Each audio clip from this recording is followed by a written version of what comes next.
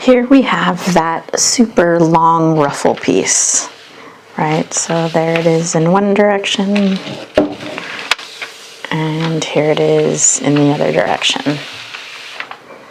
So as per usual, when I'm putting seam allowance on something, I got a piece of paper, brown paper, that is larger than the piece that I'm adding seam allowance to. So you can see on both of the long ends I have a margin, and on the short end I have a margin on both sides. And I have 1, 2, 3, 4 layers of brown paper because I'm going to need 4 of these ruffles when all is said and done. So I'm going to start by making sure that this piece is going to stay with a margin all the way through the end, and once I'm sure it's going to do that, I'll go ahead and tape it down. And what I mean by that is that it's a long piece, and if it's like a little bit crooked up on this end, by the time we get to the other end, we might be too close to one of the sides to have enough margin to add the seam allowance that we need to add. So I'm just taping the short end over here.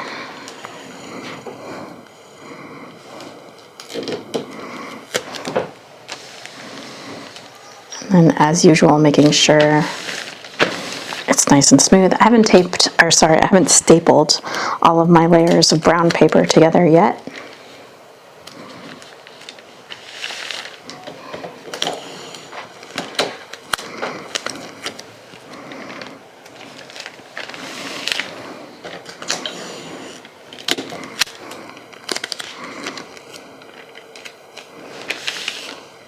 And I'm just doing it in small sections because it's less likely to become a tangled problem. You know, like your tape doesn't lay down right, and you know, I'm sure you've experienced it. So if you just go in small sections, you're less likely to run into any snags. All right. I'm out of tape, so I'll have to replace my roll.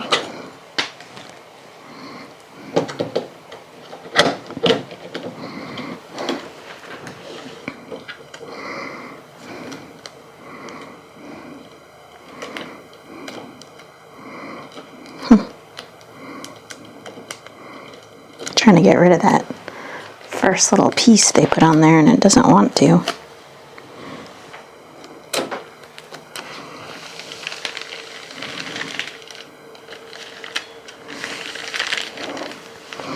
And this piece of paper, it has some creases in it, but I did iron it repeatedly to try and get it to lay flat and to ensure that it wasn't curling.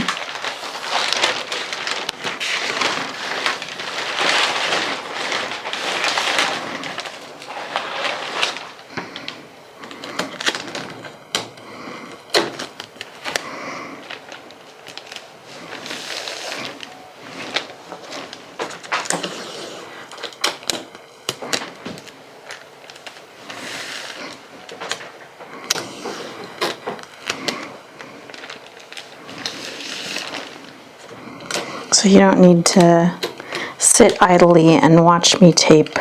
Hopefully, you are also taping yours as I am taping mine, or getting your piece of paper and getting ready, so that when I give you the information, you're ready to go. So a couple things that I will repeat later is this piece will get 1/2 inch seam allowance all the way around on all the sides. The second is this piece is too long to fit on the fabric from salvage to salvage. We have a couple of pieces like that with this piece, with this dress. So instead of having the grain line be in the same direction as the bodice and the waistband and the center front of the upper skirt, we're going to have the grain line go in the opposite direction, just because it's the only way it's going to fit on fabric. Especially, I mean, we just have one size here, but if we were to grade it up to larger sizes, it wouldn't fit.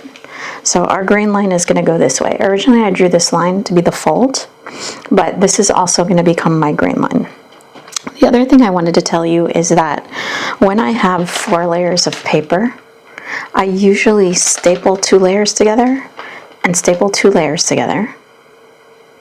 Then I staple all 4 layers together. So that way, when I'm done cutting the piece out, I can remove the staples that were holding the 4 layers together and have 2 sets of 2 that are still stapled together. That way I can label this side, I can label this side, and then when I separate the 4 layers, I can also label the 2 that were face to face together. So I'll show you more of that, what I do for that in a minute. So first, let's add 1/2 inch seam allowance all the way around. I grabbed my long ruler for this. Hopefully it'll help me expedite the long sides. So first I'm going to add 1/2 inch on these short ends. One of these short ends is going to align with the side seam, and the other is going to get finished, and it's going to align, so the side seam's on the wearer's left, and the longer side is on the wearer's right, I believe. And so the other side that's on the longer side, the wearer's right, that piece, I feel like I'm saying that backwards now, but the longer piece where the dress is hemmed is going to get finished. The ruffle is going to get finished on that edge. So we need 1/2 inch seam allowance on the short edges to accommodate those 2 things.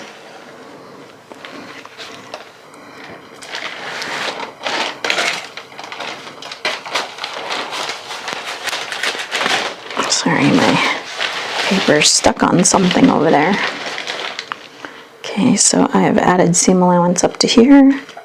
Now I'll continue, and again, it's 1/2 inch seam allowance, because we're going to stitch this together with a regular stitch.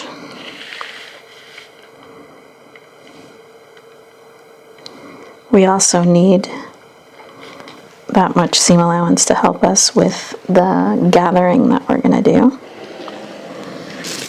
A smaller amount of seam allowance would be harder to deal with, and more seam allowance would not give us the space that we need.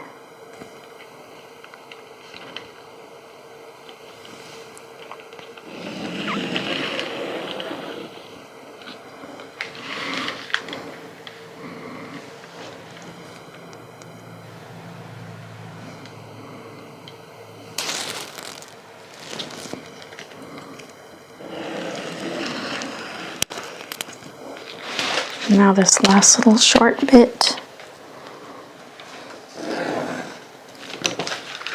So now I'm going to staple 2 layers together.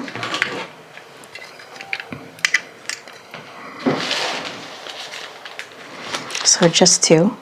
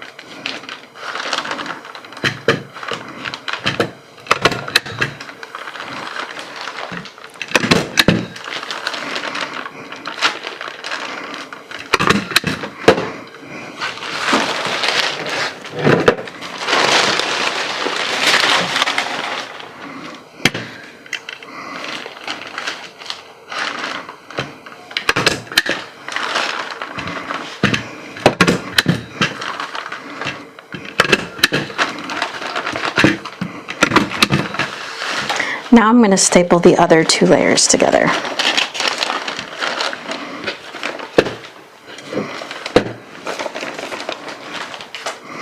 See if I would like to unfold this, but the piece is so long and unruly, I don't know if I can.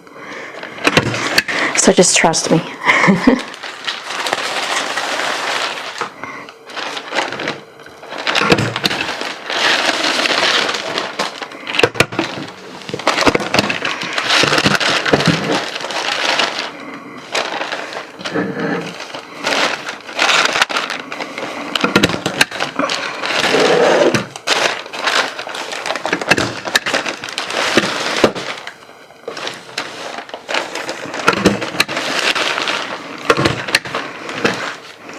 So now I have 2 layers stapled together and another 2 layers stapled together, but I need to staple all 4 layers together.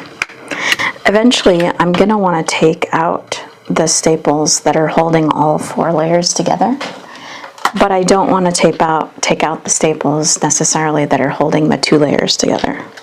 I might, but I might not. So what I usually do is I change the color of staple.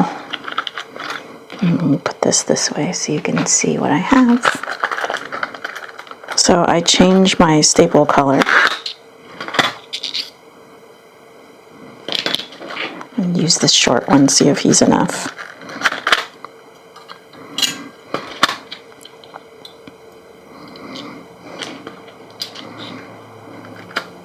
I don't have to put this back together on camera, I can do it later. This way, I'll be able to tell which staples are the ones that are holding all 4 layers together. So now,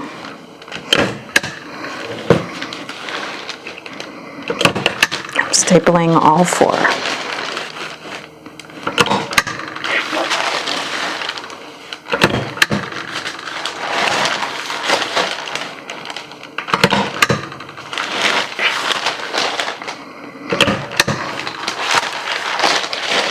And I'm going to use the same maneuver later when I do my manila patterns.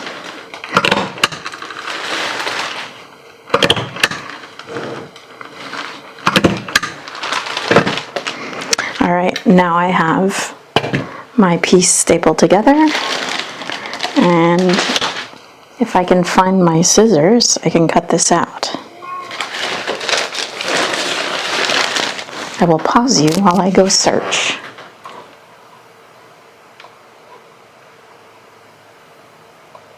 Found them. Okay.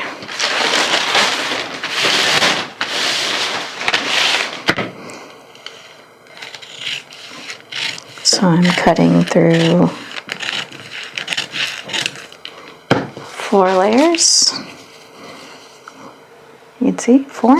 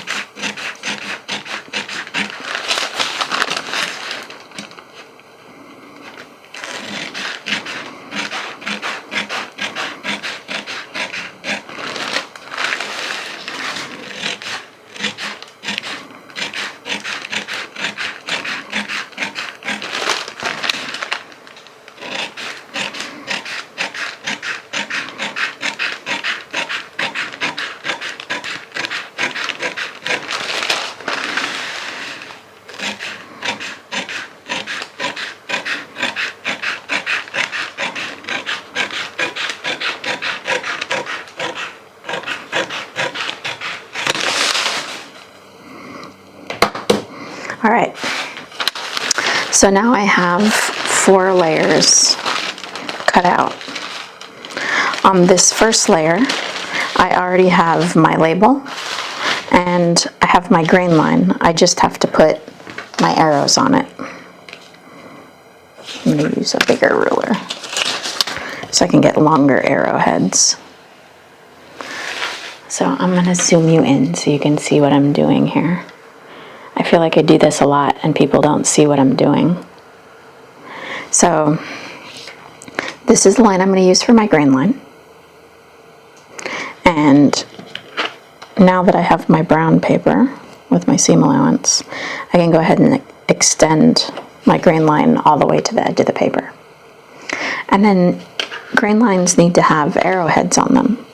So usually what I do is I take a ruler, and you see how the grain line is dividing this 1-inch square, right?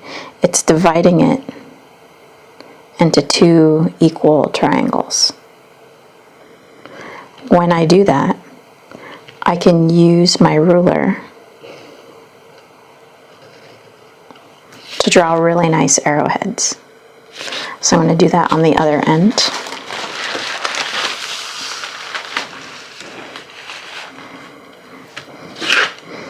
So extend the grain line all the way off the edge of the paper. And then use my ruler to draw really nice arrowheads.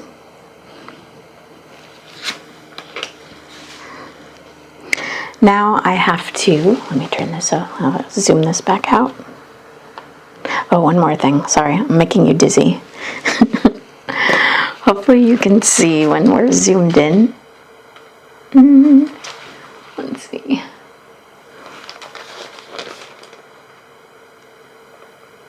Yeah, it doesn't like it when I pull it closer. But what I wanted you to see is that's my silver staple, and that's my red staple. So if I take this red staple out, I'm creating my 2 sets of 2. And I'll explain why I need that in a sec, in case that wasn't clear before. So I have 1 of my 4 pieces labeled. Now I will flip this over and label the other one.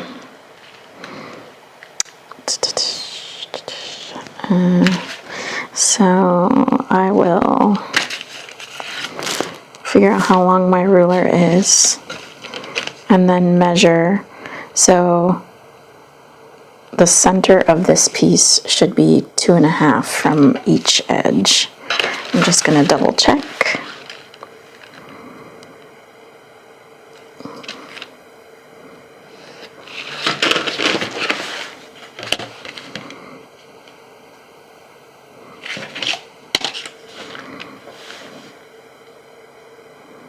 Okay, so then I line my ruler up, do 2.5 here too. 2.5. And then I connect these lines, draw my grain line.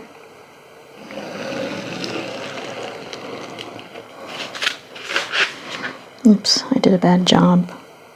See if I can fix that.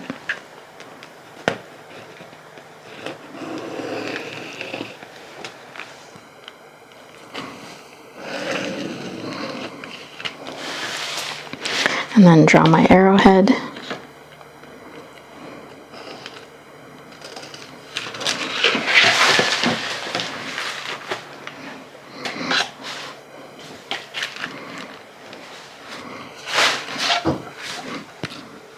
Come up 2.5 inches from the edge.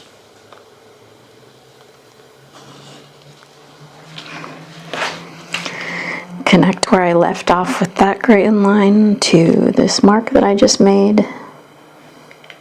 Hold on to my ruler this time to make sure it doesn't slip.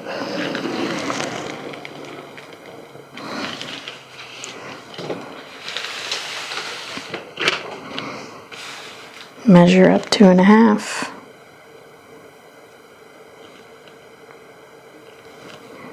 make a mark, connect,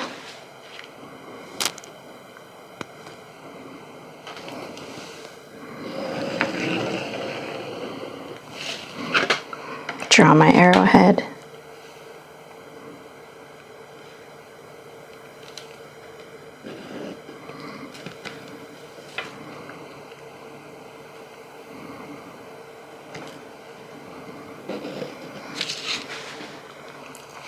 and then I need my label, so let me go grab that. So here's my ruffle label. I'll zoom in for you. So I already have one on my original dot paper, and I have the other 3 because I need 4 of these total. So I'll cut this one out. So every piece of this dress has a style number. That should be your initials. So my initials are HLL. Your initials will probably be different. And then I just called this one 510. And the name of our dress, so that's the style number. The name is Alexander McQueen brushstroke dress. And this piece name is Ruffle. And it's a size 8. And I need 4. It's cut out of self fabric. The semester that I'm doing this, the year that I'm doing this, the form that this is supposed to fit, and the reference number and date of the pattern that I'm using. So now I need my glue stick.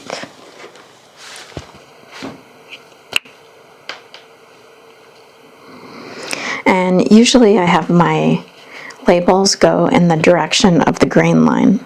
The other side, I already did it this way. So I'm gonna be consistent, I guess. Now I think I'll peel the other one off and put it the right way. So, glue stick.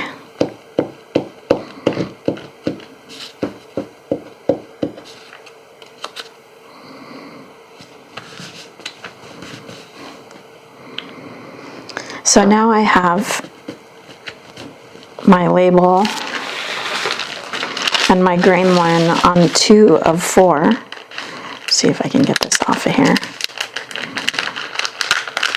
so I can turn it and be.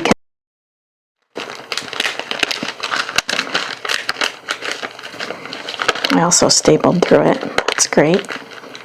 So in order to get something off of a staple without ripping it, I'll use an awl or an X-Acto knife or the blade of my scissors to just slice right next to the staple. Let's see if my blade was sharp enough to get me through.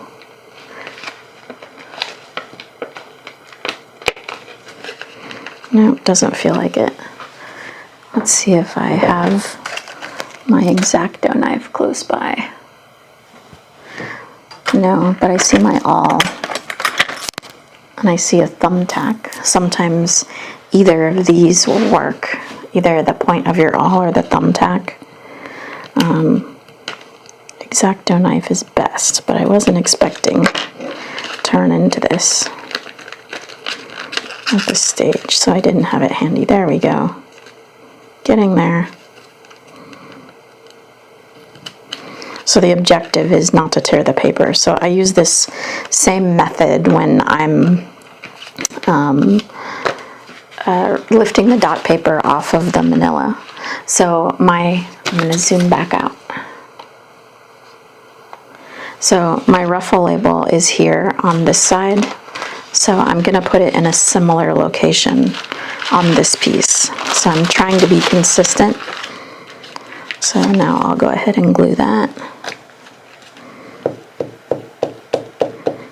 So I have 2 more pieces in this stack that need labels and grain lines. So this is when I can very carefully lift the red staples. So I'll zoom in again, maybe you can see the color. So when I flip this over, I can see this is red. So I can lift its little red staple legs. and then pull it out.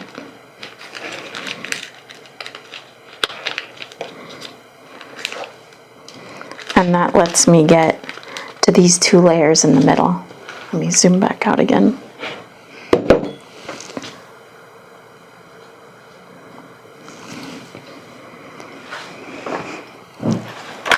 And now, so I removed 1 staple with my awl. This is my favorite staple remover of all time. So I can remove that staple. And now I can get access to these 2 layers, right? Because that one's labeled and got a green line. And this one is labeled and has a green line. So now I need to put my labels and my green lines on these 2 pieces. So you know how to do it. So I won't make you watch me do it, but I'm going to put my labels and green lines on those 2, and then all we need for this piece, like every other pattern piece we've made so far, is our notches, and then we're done. So we'll cover notches in the future, I promise. It's coming soon.